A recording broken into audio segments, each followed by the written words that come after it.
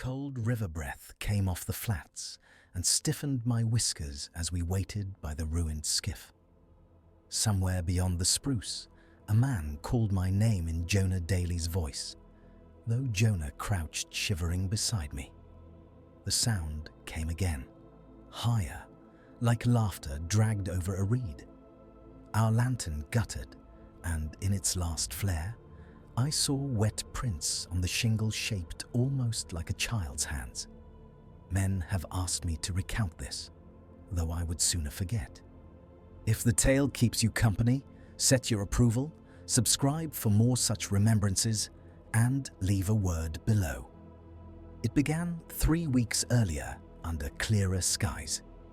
It began 3 weeks earlier on the 10th of September 1904, when we left Juneau by hired sloop, riding the morning tide down Gastineau and up toward Berners Bay. The mountains stood clean and blue, their tops iced with the first frosts, and the hemlock smell came off the shore strong as tar. There were 4 of us, counting me. I had come north out of Butte 3 years before and had some work at Treadwell, though the new wages did not suit me. We had heard of colour shown in a creek feeding into Slate Cove, past Point Bridget, and meant to see it with our own eyes. Martin Keene ran the outfit, a square man with a broken nose and a regular way with tools. He carried a little notebook of his own measurements and marked his pages in a hard hand. He spoke little, but when he did, it was plain sense. Jonah Daly was the young one, 22, with a clean face and a laugh that carried. He whittled in odd moments and did lines of verse for his girl in Skagway. The 4th was Charles Ingersoll, who went by Charlie, a Missouri man with a limp from an old quarry fall, steady on a pan and stronger than he looked. I kept the accounts and a level head when liquor was about, which it was not on that trip. We ran north in the sloop Annie K, a sound little craft with a patched mainsail and a small skiff in tow. The boatman was a half Tsimshian named Joseph, who kept his eyes on the shoals and spoke only when the wind warranted. He set us ashore near low water on a strip of gravel that shone like pewter. We made 2 trips with the gear and scraped a driftwood fire. Our kit would have been ordinary to any man of the coast. 2 canvas wall tents and a wedge tent for stores, a coil of manila rope, a rocker box, 4 pans, a long-handled shovel apiece, a pick, 2 mattocks, a small drill and sledge in case we found hard rock worth testing, oilskins, the 2 Mackinaw coats, and enough grub to keep 4 men on their feet for 3 weeks. For light, we had a pair of paraffin lanterns with extra wicks, and for shooting a Winchester 94 in .30-30 and a battered 12-bore with a loose left barrel. Martin kept his Krag rifle in waxed canvas, but we did not think we should need it. We set the first camp above the tide line, where the spruces thinned and the muskeg began. The creek we had come for ran black and cold under alder branches, and I could smell the iron in it when I dipped a hand. Salmon had been up and died there. The banks were littered with bones, and eagles watched with slow eyes from the snags. We boiled our coffee and set to talk while the light went out of the sky. It would be nothing to write down that we passed the first night in comfort, but small things there were that stayed with me. I remember the shine of the lantern on the tin billy, and the way Jonah sat cross-legged, carving a little cribbage board from a piece of drift cedar. I remember Martin counting out the tobacco and cutting it into equal twists, and how we traded stories of home while the rain began in the dark. Charlie told us about his brother in Kansas City and a machine shop he meant to buy into when he was set. Jonah spoke of a child not yet come. He carried a little silver frame wrapped in a sock, and when the rain slackened, he took it out and showed the photograph. The girl with a steady gaze, hair up tight, a hand to the swell of her apron. He said, very quiet, that he wanted a son, but would take what the Lord gave. Somewhere in the second hour of darkness, after the talk ran down, I heard what I thought was an owl. It came from across the creek and up the slope, 4 low notes with a sort of drag on the last, like a man's breath on a cold pipe. I remember wondering what owl called like that in September. It came twice more, then stopped. We lay down under the canvas with the smell of damp wool and the tick of rain. It was colder by dawn than I had expected for early September, and my fingers ached when I unbuttoned the tent flap. We found nothing on the first day save a little fine gold in the creek sand, not more than would light a pipe. I carried a folded map of coast chart number 820 and put our mark in the little valley above the bay. We kept our time carefully, for the tides in Berners Bay move a man without mercy if he lets them, and a wind out of Lynn Canal can push him farther still. At noon, we heard sea lions far off and saw a bear cross a mud flat at a run, as if moved by some urgency not known to us. That struck me at the time, but I did not remark upon it. The second night brought a fog off the water that set beads on every spruce needle and turned sound into something strange. It muffled and then carried and then stopped a thing mid-air. We set the tents closer and kept the fire low to save wood. Somewhere near midnight, a sound came again. Not an owl this time, but the yelp of a fox, so I judged, though it had a higher pitch than I had heard. It was never near and never far. It made a loop around the camp and went off toward the tide. Charlie sat up once and said that he had heard a woman call. Martin told him to sleep. Morning broke with a dull pewter light, and that fog still clung to us. Now our boots weighed twice their proper weight before noon. We cut alder and rigged a lean-to over the rocker and worked the gravel for fine colour. It came in a slow peppering in the riffles, enough to keep a man hopeful and not enough to answer his hunger. Jonah tried the upper riffles with a pan and came back with a grin that made the cold go thinner. He had 3 coarse flakes on the black sand in his pan, and we set to with new will. In the afternoon, we found a place where the bank had slumped and showed a seam of blue clay under the gravel. Above that lay something like a track, as if a small thing had slipped or pressed its weight and gone up the bank on hands rather than feet. I say hands because the prints were not hooves nor paws as I knew them. They were the size of a boy of 6 or 8, perhaps, but with a longer finger that had marked deeper. The mud had sloughed on the edges and blurred it, and a man could make of it what he liked. Jonah said that a seal or an otter had dragged there, and that we ought not to think more on it, as they came up the creeks at times. Martin nodded and wrote a line in his book. That night the fog lay so heavy that our world was the size of the fire and no larger. I noticed a change then that I did not know to note. When I took my turn to fetch water, I walked to the creek and found the sound of it in my ears. And then it was gone, and there was not a sound in the whole valley, not the drip off limb, nor the crack of branch, and the hair on my neck lifted. It lasted no more than a handful of breaths. Then the creek came back as it had been, and I found I had been holding my own breath. During that night, something came near enough that I could smell it. We had burned green alder, and the camp smelled of it, and paraffin and wet wool.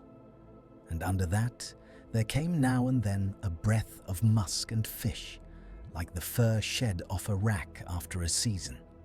It was not so strong that you could name it foul, but it was not the ordinary smell of a creek valley in September.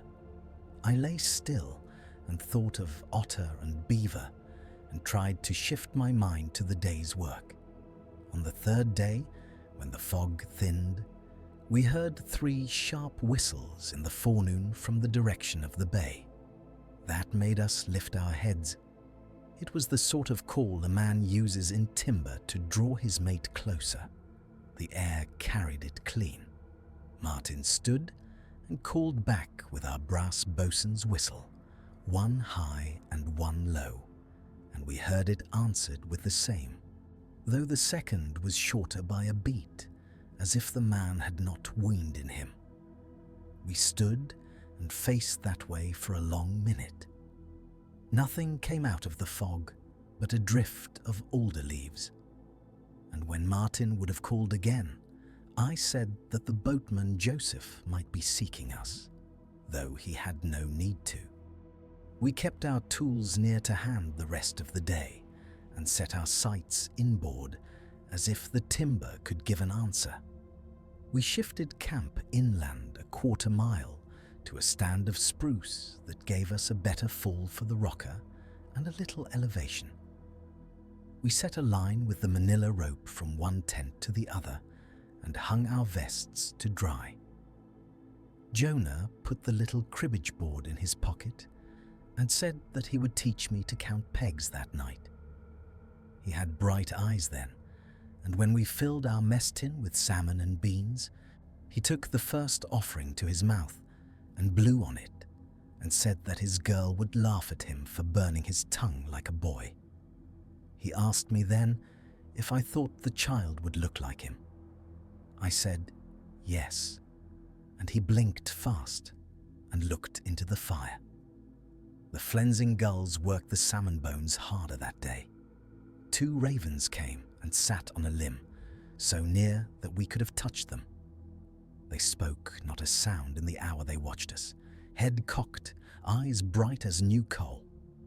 When one flew, the other followed, and it felt as if a pair of judges had turned their backs. In the afternoon, we found our first torn thing. We had covered the rocker with canvas when the noon rain came down. When we took it off, there were 3 long rips in the canvas, not clean, but as if a claw or hook had dragged against it. It was not orderly like a man with a knife, and it was not the gnaw work of vermin. We could see where the threads had bunched. Martin ran his fingers along the rip and said nothing. He looked into the trees and marked another line in his book. In the second watch of that night, when the rain had gone and the fog had lifted to the high branches, something moved on the edge of the camplight. I did not see it. I felt it, the way a man feels a cold draft at the back of his neck. The fire burned down to coals. The paraffin lantern breathed low, and in that breath it faltered. The flame dropped, rose, dropped again, and a sound came. It was Jonah's voice saying my name in his ordinary tone, but it came from the creek bank beyond the nearer tent. I looked left, and Jonah lay bundled like a child in sleep. I had no particular fear. I stood and went to the tent flap and said, "You need not try to be funny." The voice came again, closer. "Ed," it said, very mild. It had a small catch in it, the way Jonah's voice sometimes did when he was tired. I took the Winchester off the stump and walked toward the sound. The lantern, on its own, went dark. I have thought since on that one breath of dark. I had the rifle and the matches in my pocket. The fire still glowed, but its light was not enough to throw edges into the trees. All at once the creek went silent, and then the whole valley went silent, and I felt a cold run over my scalp. I stopped and could hear my boot leather creak. Then the creak came back. Someone laughed, very carefully, as if testing how a man's laugh might go. When the lantern coughed itself back to life at my back, because Martin had reached out in the dark and raised the wick with 2 fingers. We made jokes in the morning that were meant to wash the taste of it away. Martin said that I had near walked into the creek like a fool, and I let it stand. We worked the rocker through the day and found better colour as we got under the clay. Juneau whooped when a line of shot laid up on the riffle and shone like a thin thread. We were sore in the arms and damp at the cuffs and mostly content. In late afternoon, we went down to the bay to look for driftwood and to mark the tide. It was near slack, and the flats lay wide, a grey table scattered with old stumps like rotten teeth. On the shingle near the water, we found prints. They were wet and new, the water just beginning to fill them.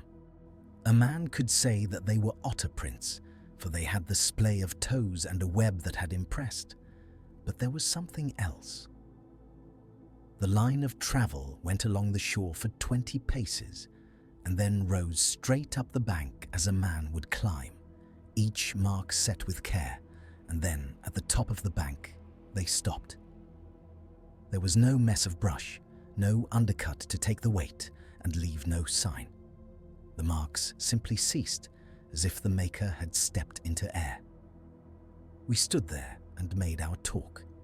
Charlie said that the bank had sloughed and covered the rest. Martin took his pole and prodded the edge. It was firm as a floor. We went to the bay again the next day under a sky white and featureless. We saw no prints then, but we found on a spruce at the edge of the flats a set of marks, 4 in a row, 8 inches long, set high as a man's shoulder. They had been cut into the bark, not with a knife, but with something that had too many points and a mind to rake. The cambium bled a little. I felt the hungry pull in my throat that comes when something is too strange to admit to a man's day. We carried on with our work. That was the afternoon the gulls rose all together and went inland. There was no eagle moving, nor hawk.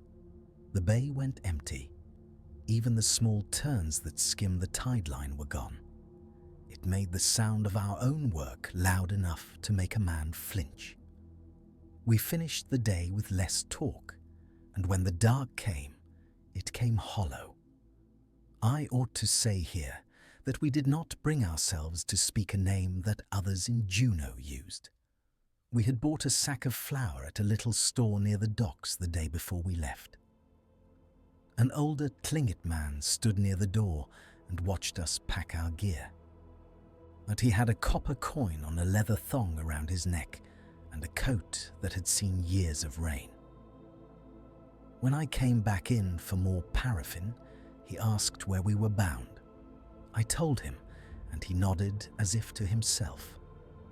He said that the creeks near Slate Cove had their own tenants, and that men who went alone came back changed or not at all. He used a word for what walked there that I will not print for profit or show. I did not laugh. I said that we were 4 and that we kept our fires. On the 5th night, I woke to a smell like wet fur and something faint behind it that put my mind to old fish. It came strong and then went, and when it went, the night felt emptier. In the morning, we found our rations box open. The padlock hung undone. The staple was not pried nor broken. Martin picked it up in his hand and showed me the way it had been turned, and I had the sense I get sometimes when I leave a room and cannot remember if I have put out the lamp. We missed nothing but a strip of dried salmon and a small bag of shot meant for the 12-bore. The little leather tie lay on the ground, unknotted. It rained heavy that day and night. The creek rose and ran brown. Our pit filled and we had to bail. Our coats shone and dripped.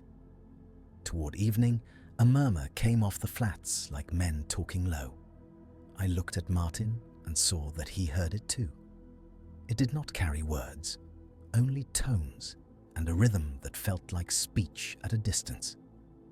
Jonas set down his pan and stood listening. Charlie stared at the trees until the whites of his eyes showed. The murmur moved past and into timber, and then all sound went out again, as if a hand had clapped over the valley's mouth. Martin said, stolid, that it was the tide on the stones, and went back to his shovel.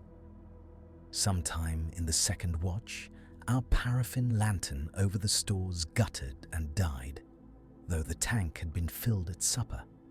It went out the way a light goes when a man pinches it. The dark came down so complete that I felt my hands go out in front of me without my say. I struck a match and had the oddest thought that my match made a hole in the dark rather than a light. At that same moment, a weight came on the line that held our vests between the tents and dragged it down. The line creaked, the knots held, and then it let go with a sound like a plucked wire. Our coats fell into the wet needles. Jonas shouted in that half-sleep voice. Something moved away into the brush with a low, short breath, like a man spent from running. A martin came out with the crag and stood bareheaded in the rain, and neither of us was eager to fire into the black where our own men might be. We heard the creak again. The lantern relit on the second match and burned steady. In the morning, our line lay slack and our coats dark with rain. Jonah was apologetic, as if he had made some error with his knots. In the mud near the line, we saw marks again, but they were confused by our own treads. One, set off to the side, showed a deep press with a heel to it, if I can call it that, and the front spread more than a man's would, with a thin line at the edge as if a web had taken an impression. I know what I think I saw. In the evening, before the light went, I went down to the bay alone to clear my mind. The tide was coming in fast, with small ripples running and a chill wind folding the fringe of water. There, in a pool left behind by the last tide, lay the remains of a salmon. It had not been eaten in any way I could call ordinary. The skin lay peeled back as if for a demonstration, and the ribs were lifted clean from the spine, folded to one side like a fan. I bent and looked, and the middle of my back felt as if a cold hand had set on it. Something had studied that fish. Something had laid it out and learned what it could, with a patience and a mind. I stood and saw that my own tracks coming over the shingle had a twin set near them, very deep. And then they were not there, and then they were again. I walked up the bank with heat running into my face and a little laugh in my throat that I did not tell the others about. We ran our work the next day with care, and we made noise on purpose. We sang a little. There is a relief in plain labor that no dread can quite sour. Jonah taught me his cribbage count, and I took his pegs fast enough that he swore, friendly, and slapped my shoulder. For the space of an hour, we were men again, at trade. And yet the signs came on, little as gnats. A raven feather pinned in a low branch, as if a hand had set it there. A small braid of grass, near invisible, tied at the height of a child's knee. I run the risk of a reader thinking that I make too much of small things. It is never one great thing at once, in my experience, but a rope of small ones that pulls a man into the deep water. We began to keep watch in 2-hour turns then, not because we agreed to some bad place we were in, but because Martin said that the rocker and the stores called too much to be left alone at night. He did not want to wake in the morning and find our work idled by thieves. He had the look of a man who holds his own terror like a bottle under a coat. That night, in the hour after midnight, when it was my watch, I heard the least sound of a whistle, our own pattern, one high and one low. It came from the stand of alders by the creek. I did not answer. I put my hand to my mouth and held my teeth together. I heard it again, and then, very carefully, a voice spoke that had Jonah's timbre, but not his cadence. "Ed," it said, "come see. You must come." The last word was late by a beat. Something moved behind that voice, the way a body shifts its weight when it crouches for a spring. I went back to the tents and woke Martin without words. He and I stood outside the tents with the crag and the Winchester and the lantern burning low. The voice did not come again. We heard, after some moments, a sound like water shaken off a hide, sudden and complete, and then the creek went quiet and the air went colder by a step. I could see my breath. It was too cold for that hour and that month, and my mouth tasted of iron. To my left, the alder shadows were not right. They seemed wrong by a finger's width, as if each branch had bent to another angle when I had looked away. It was at that point that something reached into camp without a body to carry it. Our second lantern, the one hung under the fly by the stores, began to hiss, and then gave a low, steady roar unlike any I had heard from paraffin. The flame rose high under the chimney, and the glass smoked. Martin swore once, a single, dry word. He stepped forward to lower the wick. The turn screw did not answer him. It turned as if free in air.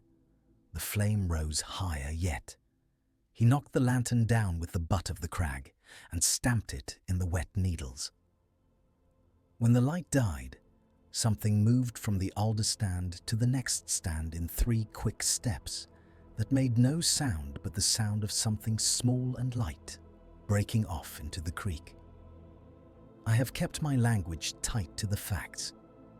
Nevertheless, I knew then, without a reason fit for court or kitchen, that we were not set against any man or bear or pack of wolves. I told Martin as much, and he did not answer me. He put his hand to the brass whistle at his neck and held it like a talisman, and when the dawn came, I saw that the skin of his face had a fresher pallor than the cold alone would give. We made a plan to go up the creek on the following day to try the gravel where the slope tightened, and to set a third camp there if it suited us. The idea of moving pleased me.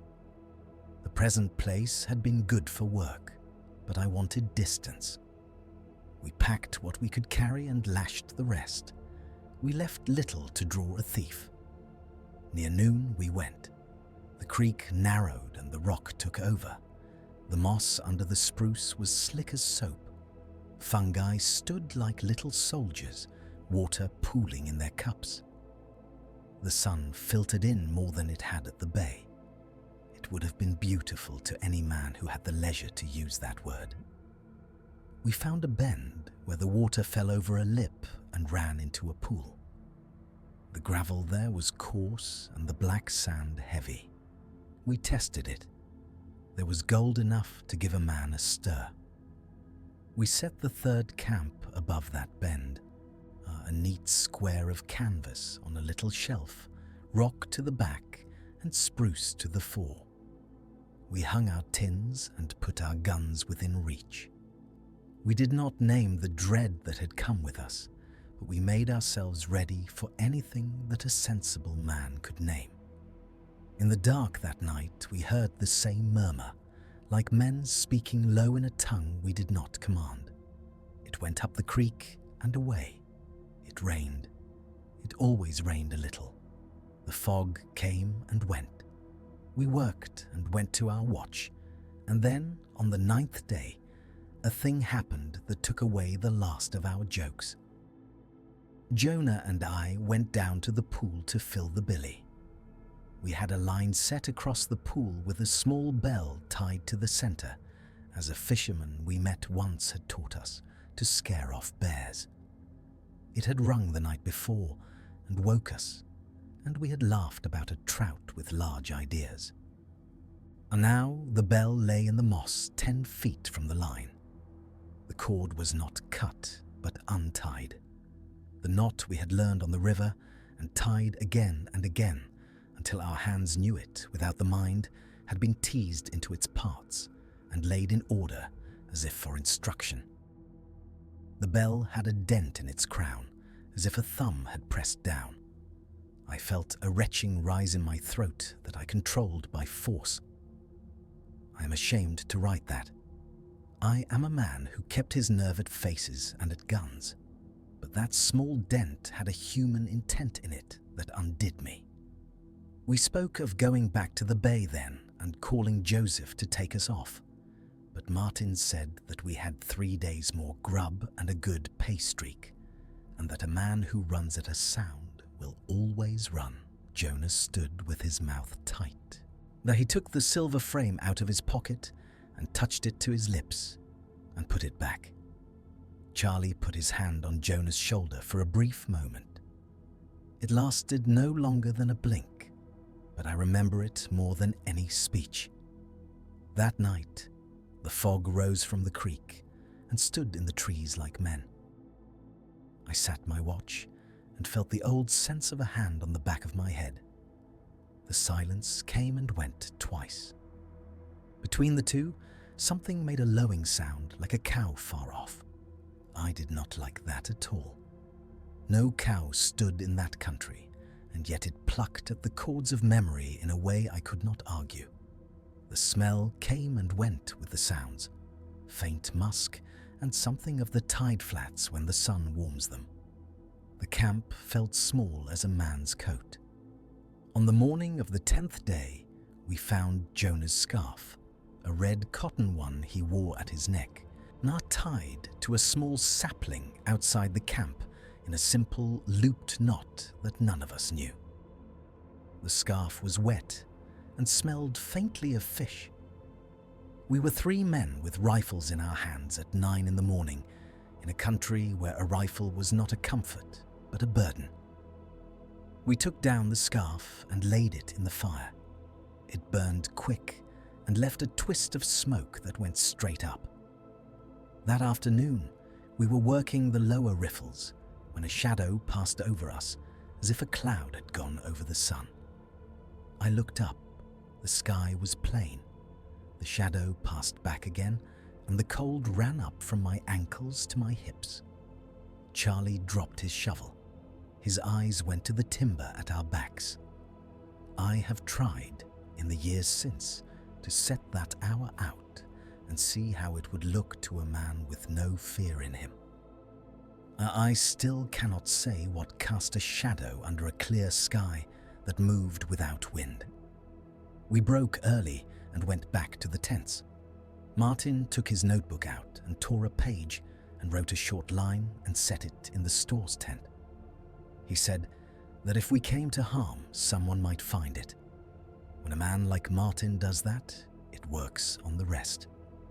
We ate, not saying much. The rain thinned. The dusk came fast.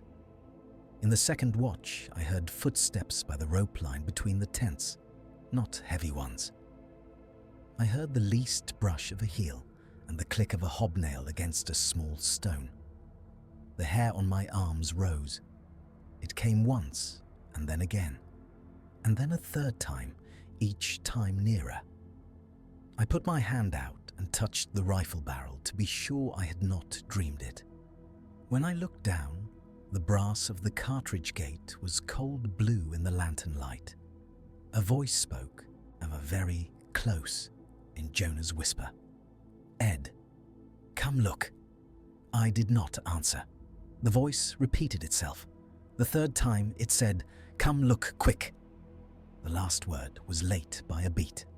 Martin reached out and set his hand on my arm without force, a gesture understood. The voice stopped. The rope line twitched and grew taut like a snare. Then it loosed, and something retreated in 3 fast steps and went into the creek with a splash too small for a man and too large for any trout. At dawn, we found prints on the near bank of the creek. They were set with care, even spacing, and each of them had the same queer shape, a long palm and 4 points, one longer than the others, and between each the faintest line where a web might have pressed. The last of them went to the water, and then they were not on the other side. The surface had been disturbed, but the far bank showed nothing. I put my hand down to the cold and felt a tremor of fear go up my arm, as if the water itself had a weak current I did not see. We set our minds to leaving then. We had made our test. We had found enough color to satisfy any man that there was something in that creek, but not under our feet then. We packed as if for a move, quick and certain, and left what did not carry. We wrapped the rocker in canvas and laid it under cedar. We took the rifles and the paraffin lamps and the tins of shot and small goods. We left the torn canvas on a limb in the hope that it would work some charm. We were not ashamed of such. We set out for the bay in a morning that felt stripped. The birds did not lift when we went by. The silence came and went in short jerks, as if an invisible hand balked and squeezed. We moved on wet feet over roots and moss. The rope of man and pack moved with that small rattle it makes when a man is right with his work. Then, in the bottom of the valley where the moss runs to muck, we came across a track that cut all the others. It came from the alder stand and ran to the left, and then to the right, and stopped. And it was not the track of any hoof or pad I knew. It was narrow at the back and wide in front, as if the maker had set the front of a hand in, and then pulled at the mud on one side as it went. All around it, the moss lay smooth. I suppose it is possible that a half-starved bear slipped on the edge of a root and dragged a claw. I do not suppose it. We reached the shingle with the tide low and a wind out of the north that had teeth in it. The bay lay like iron. The skiff we had pulled above the line and weighted with stones lay canted, the stones rolled off. The painter line had been set with a clove hitch around a cedar root deep in the sand. It had been changed to 2 half hitches. The skiff had a long scratch down her quarter where no rock lay to give it. It felt as if some hand had meant us to know that what we knew could be unmade. Jonah said, almost to himself, that it wanted us to see. I did not ask what he meant by it. We dragged the skiff into the water and called for Joseph as the tide turned. I cupped my hands and made a long hail. It went out over the bay like a piece of tin and fell. The wind carried nothing back. We took turns up on the point to watch for a sail or smoke.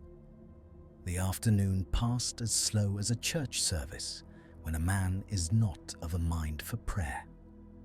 Toward evening, the fog came in from Lynn Canal, slow as a herd. It moved in bands, one, and then a hole, and then another.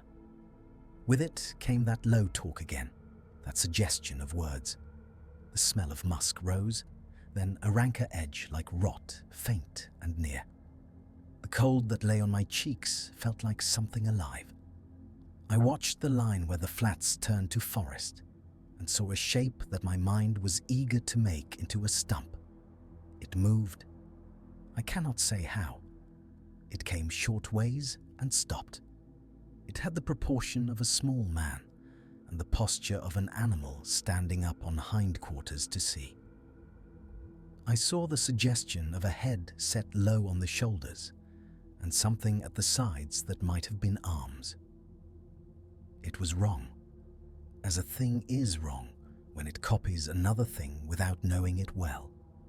It swayed once and did not move again. When the next band of fog passed, it was not there. We built a signal fire that evening and kept it fat with green limbs. The smoke rose and spread on the damp air. We took the first watch in pairs. The tide turned. The flats hummed with a sound I had not heard before, as if the bay itself sang in a key too low for men. The fog thinned and thickened. A whistle came from the far side of the flats, and then from the near brush. The first answered the second with a rhythm that was ours, but not ours. It made a small joke of us to hear our own call like a man's name said by a child. Martin stood with the crag in his hands, and his lips moving silently on the words of some old psalm that his mother had taught him back in Ohio. His voice did not sound in the air. It stayed in his throat like a stone. Charlie sat and rubbed the scar that ran along his thigh and said once, "I will not run." He set his jaw on that and made it a fact. Full dark came. The fire sent up its light and made a cage of us. In the second watch, a cry came, high and thin, like a baby in the first week. I have never heard anything more dreadful. It cut through our show of manhood and went to the smallest pity in a body. I stood before I knew it. Jonah was on his feet in the same instant, his eyes a kind of hurt that I cannot put in words. The cry came again, closer. It had a cadence in it that was not right for a child. There was a space after each note too, even, and a slide at the end that no infant throat can make. It called once more, and then spoke. A breath of sound that said in a woman's voice, "Help me," and then in a lower man's voice, "Help me," and then in Jonah's voice, "Ed." I asked myself then, and have asked myself in the years since, why we did not run. Where would we have run? The flats took a man down with one wrong step, and the timber was a worse trap, and the water would take a man all at once. We stood. The voices came and went like men trying a new instrument. The wind lay down. The cold went up. When I looked down, the hair on the back of my hand stood up straight. The fire burned blue for a moment at the base and then settled. In the hour before dawn, when a man's back is tired and his eyes hurt, Jonah went to his knees on the shingle and put his hands over his ears. His mouth worked. He said something that his own hearing could not afford him. I went to him and set my hand on his shoulder. He leaned into that hand like a child and breathed. The voices went away. The dawn came on with a dull silver light, and the tide fell. The flats showed themselves like a bedraggled hide. We saw then the track that ran between our fire and the skiff. It was not set in mud, but in ash and cinder. 4 marks, one longer, an edge suggesting a web. They crossed our place like a signature and went to the boat, and at the boat they became a smudge of wet on the thwart, and then were gone. We did not speak. We did not need to. It was the 8th day since we had first made camp on that bay, when the tide and wind brought Joseph to us. His little sloop came around the headland, with her sails showing through a gap in the fog. We shouted and waved and lifted our arms like men calling a dog. He came in slow, watching the shoals, and set his anchor. He stood in the bow of the skiff and poled in. His face barely changed when he saw us. He looked over our shoulders at the timber and the flats with a fixed attention, as if he were counting that place. He said, "You are ready." We put our gear in fast without order. We did not mark our camp as we would have on any other day. We left a paraffin lantern on the beach burning. Our departure felt like a flight and not an exit. Joseph pushed off and let the tide carry us and pulled us with that steady line of the skiff oar. He did not make small talk. I watched the shore and waited for the shape I had seen to show itself again, and it did not. The voices did not follow us onto the water. The wind came cold and went through us like a wire. It was not over. It did not leave us because the boat had. Halfway to the sloop, under a sky that had emptied of fog, the skiff took a sudden heel to the left, as if a hand had thrown its weight against the gunwale. We went 2 steps to the side altogether. The water came over and took a pan and an oilskin coat. Joseph set his oar hard and grunted. His lower jaw set like a man in a dentist's chair stepping through pain. The skiff righted. We did not breathe for a count of 10. There was no swell in that bay that morning. There was no reason for that. On board the sloop, we set sail and let the tide do its work. The wind took us. I watched the bay's mouth as it narrowed, and the flats lay behind like a book closed. I felt the least uncoiling in my chest. Then, from the shadow of the point, there came a whistle. 2 notes, high and low, our own pattern, answered by a second, and then a third, farther inland. It followed us in diminishing echoes until the wind had us around Point Bridget, and then the sea took the sound away. We returned to Juneau with less talk than any party I have ever known.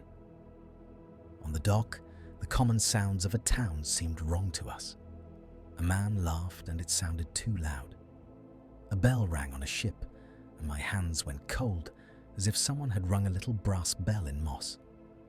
We ate hot food that did not taste of alder smoke and damp, and felt ashamed of how much we needed it. We slept in bunks indoors, and I did not wake once, and when I woke, I felt guilty. I went the next day to the man at the assay office and made my report of the creek and the colour shown.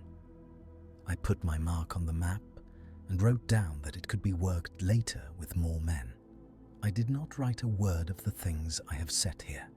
I told myself that there was nothing to say that a sensible man would not turn into wind and talk if I did. I told myself that no one would believe that a lantern chooses to misbehave and a whistle chooses to speak. There is a kind of safety in silence that a man can hold and call prudence. A month after we came back, a short item ran in the Post saying that 4 men had tried a creek near Slate Cove and seen less than they hoped. It said that such was the way of the country. I tucked that clipping in my account book and closed it.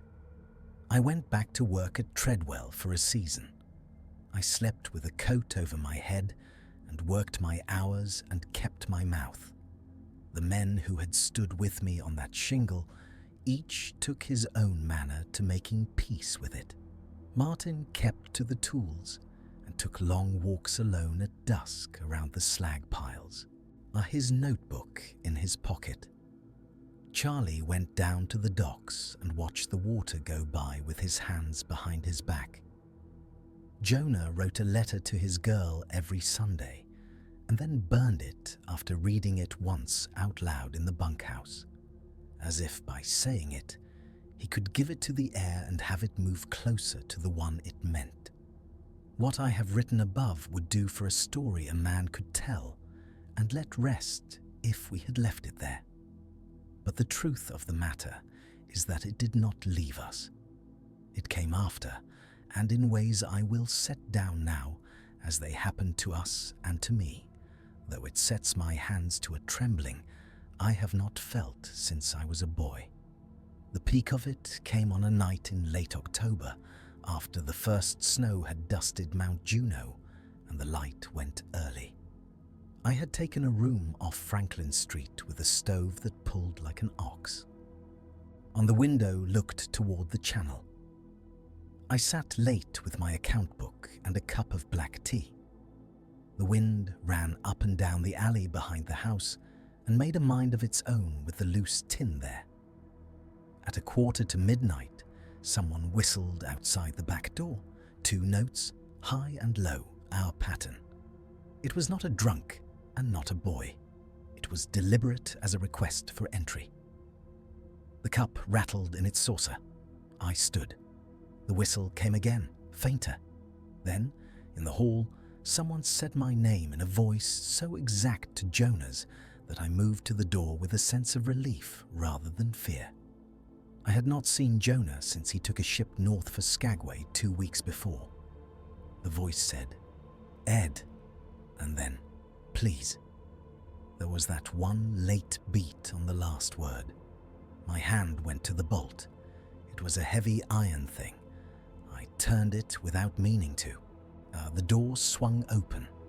There was no one on the stoop. The alley had a small, fresh scatter of snow on its boards, and there were no tracks in that scatter. The sound of the channel came in, and the smell of tide went over me like a pelt thrown wet at a man's shoulders. I shut the door slowly and set the bolt. The next day, I found Martin in the yard behind the machine shop, speaking to himself, very low, the way a man curses the stiffness from his joints. He had ungainly hands, but delicate touch with small screws. He did not turn when I came up. He had his notebook open. On the page he had written our whistle pattern, the notes spelled out in his own rough music. He had drawn 3 sets of small prints at the bottom of the page, each with that longer finger. He turned the page and there was the same study again, the prints like a lesson he could not pass. He closed the book when he saw me and set it under his coat as if a boy's book and his teacher had come. That very week, Charlie came to my door with his hat in his hand. He had a sheen of sweat on his upper lip, though the wind went cold through the street. He sat and did not touch the tea I poured. He said that he had gone to the creek beyond the mill with a woman he knew. They had sat on a log to speak. He said that when they had stopped, a thing had begun to voice a cry like a baby, far off and near.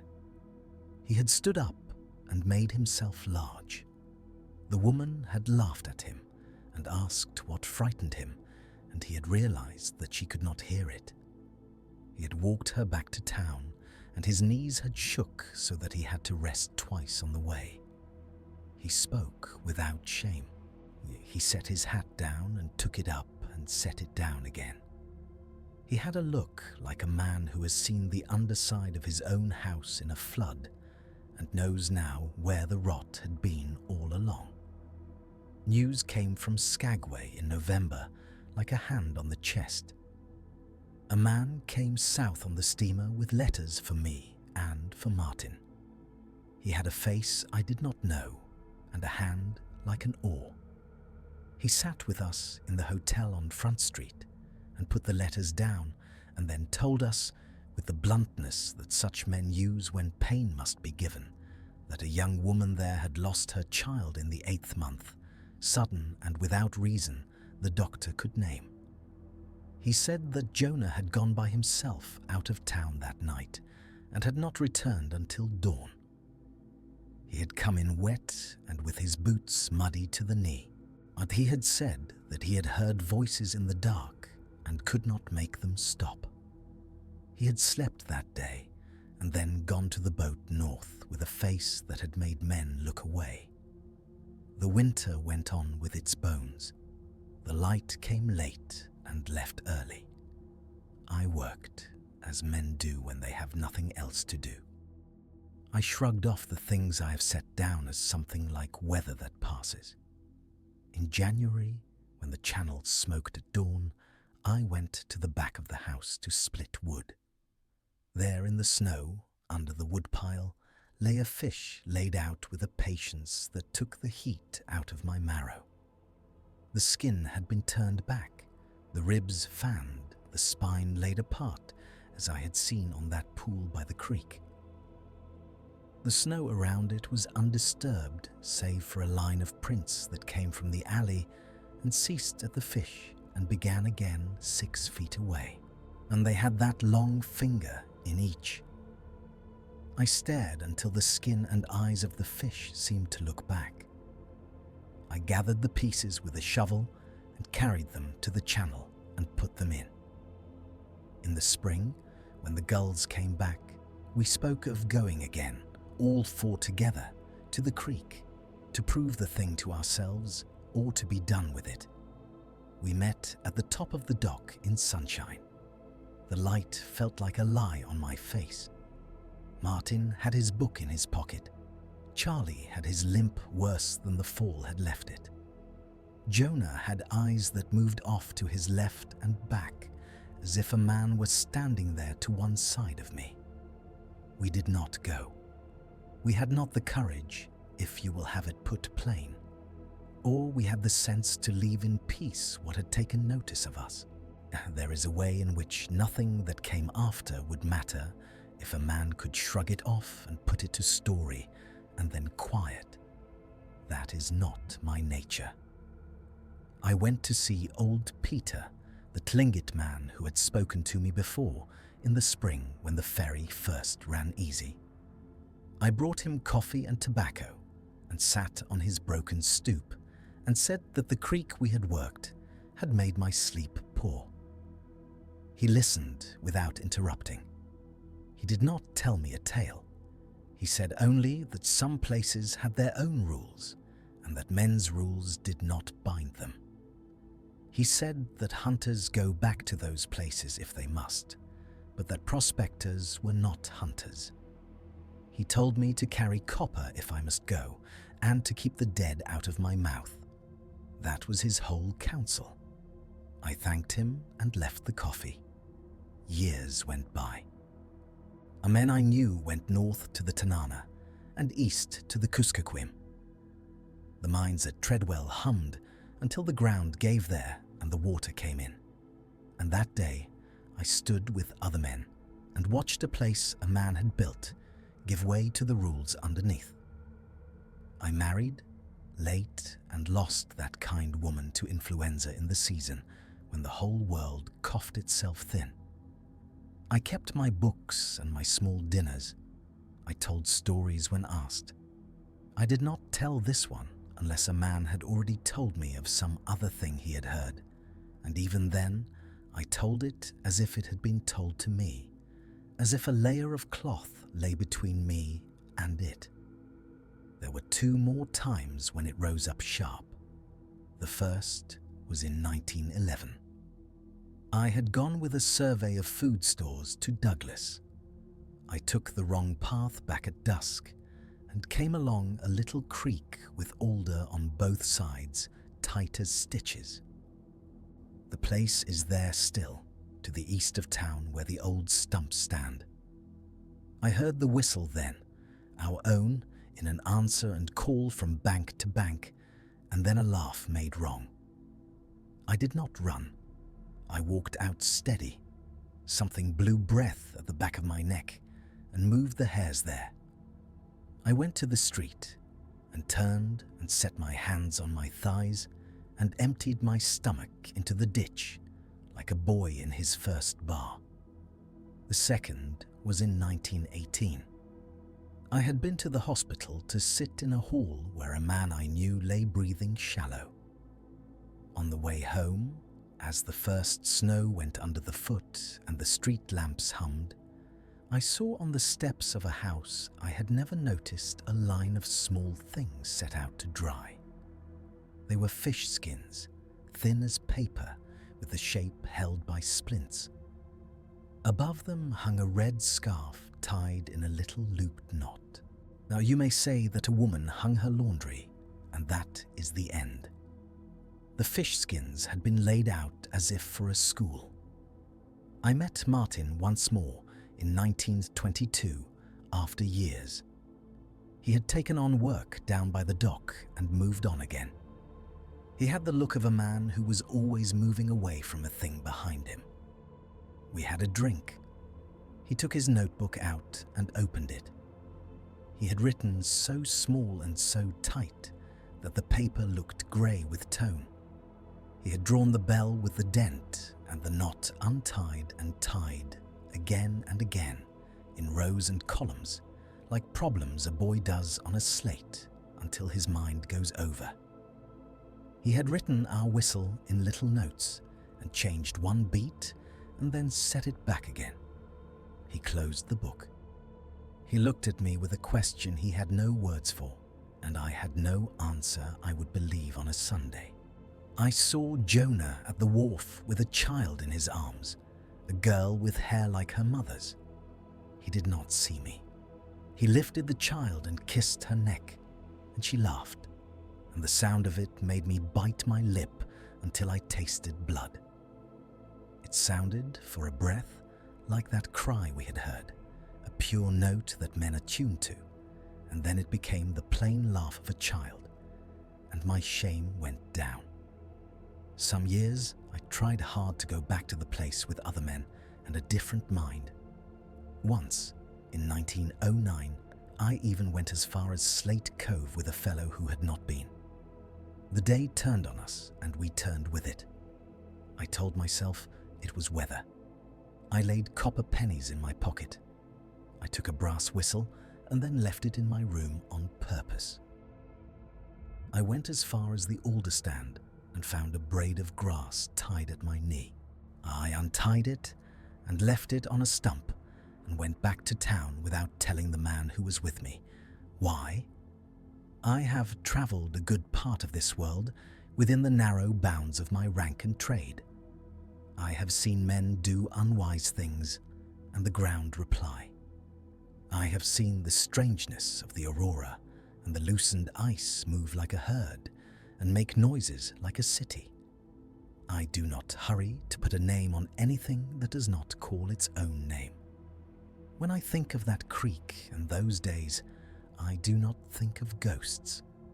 I think of a thing that took a man's measures the way a man will take another man's measure, and learned to put on our little sounds and our ways without the bones of them. When men ask me, as men have done, if I believe in what the older people here had warned of, I say that my belief is not an instrument fit for that place. I say that there are rules there that are not the rules here. I say that I will not put the dead in my mouth. I say that we were chased, not in the way a dog will run a man, but in the way that a code will take hold of a man who has broken it and not let go until he has paid. The true end of it is not in Juneau or in any assay office. It is in the way I sit now at a window when the fog is heavy and listen for a voice that uses my name and my friend's voice. It is in the way I tie a knot and then untie it and tie it again and then lay it in order on the table to see if it will teach me something. It is in the way that when the bay falls quiet for one long breath, as if it has remembered something, I remember too. If you ask what I learned, I will tell you that a thing can lay its mind over a place like a skin, and that when a man steps under that skin, he will speak in whispers even when he stands alone. I will tell you that there are prints a man cannot cast and a cold that does not belong to the weather. I will tell you that silence is sometimes the most crowded sound a man can stand. You may prefer a story that gives you the face of a thing and some courage and a bullet to set the world right again. I cannot give you that. I can give you this: a lantern that will not behave, a rope that draws tight, a fish laid out as if for a school, a small bell with a dent in it, a whistle that can be learned the way a man's name can be learned. I can give you a boy who bent to his grief, and a man who kept a book of the wrongness until his own rightness wore down enough for death to come as a kindness. I have sat in the evening with the stove going and looked at the paraffin lamp and waited for it to flare and listened for that low talk from the alley. Some nights it comes, and it is only men staggering from the saloon, and some nights it is nothing at all, and those are the worst nights. A man can bear a known thing. A man cannot bear for long the things that lay their hand on his neck bone and go away again with no word. I will not die with this thin story in me, so I have put it here.